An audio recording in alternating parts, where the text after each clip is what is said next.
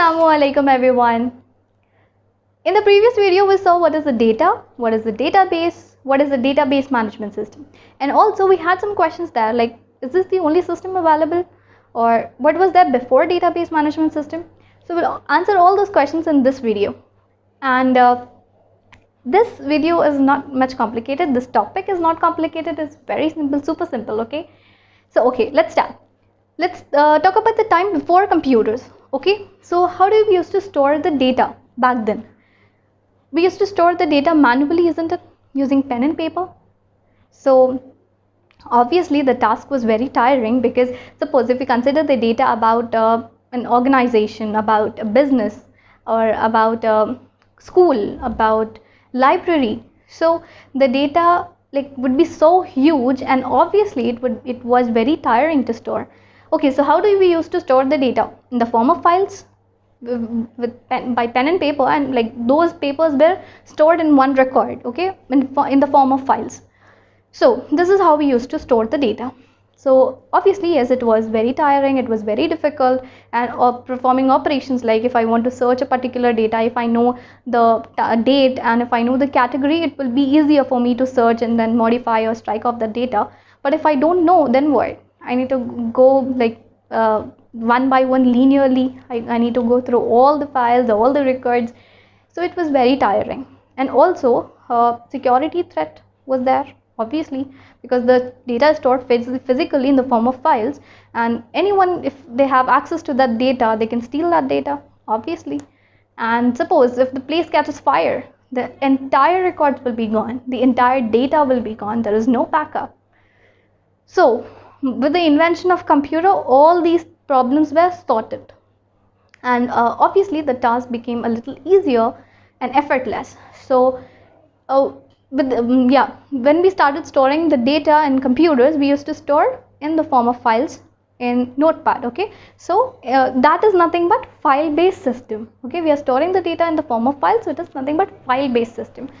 So file based system is what? The data in file based system, the data is stored in the form of obviously files, fat files. Just like we were storing it manually, the same will store it, but in computer. Okay, so then the pieces of information are stored in Notepad. Okay, the data was stored in Notepad. Initial days I'm talking about. Now we can store the data in Excel files, in Excel files, in WordPad. We can store it, but in the initial stages, the data was stored in notepads. Now, next point, each field is separated by a comma, space, semicolon, or other symbols. Obviously, we have got different fields, a serial number, a name, an address, like that. So these fields are separated by how? Either they are separated by a space, or they are separated by commas, or they are separated by semicolons, or any special character, any symbol. They were separated like that using Notepad, isn't it? So that way. Next point is, files are grouped based on categories. Okay, the files are ready. Now we are going to group those files based on the category that it falls in. Next, have related information. Okay, the file contains related information. If you're storing the data about a school, so obviously we won't store the data about a hospital, the data of patients. So the data will be related in files. Next, the data is named. Okay, the files are named properly here, so that when we are looking back, we want to fetch the information, if we want to retrieve the information, the task is easier, because we have to name the files properly, because the name is the only thing that we see, and we access the data, right? The first thing that is visible to us when we see the file, when we need to find the file, the name is the only attribute, or the name is the only thing with which we identify the file. This is what I meant. Okay, here is an example. See, suppose we have got a college file. If within that file we'll be having different files. Suppose we have got a CSE department, so the CSE department ki file will be having different, and ECE department, so that file will be different, civil department, that file will be different. And suppose then again CSE department has got sections A and B, so section A file will be different, section B file will be different.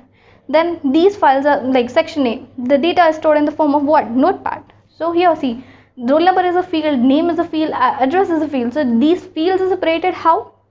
With the help of what? Space, isn't it? So that's how. So this is nothing but a notepad file. So this is how we used to store the data in files. And so this is nothing but a file based system. Okay, so now if this system is working properly, like I can store the data, I can manage the data, I can search the data, I can insert it, I can delete it, I have a backup, I have a security mechanism, I can lock my computer, all these things are present, then what is a need for me to have a database management system, a DBMS? What is the need to have a new management system? What is the need? See, if my data is small, then this file-based system works properly. If the data is limited, if the data is small, then it is fine. If suppose I have to store the data of suppose I have to store a huge data, suppose a data about a company or data of a library or data of a college or university, so it will be a little difficult for me, right?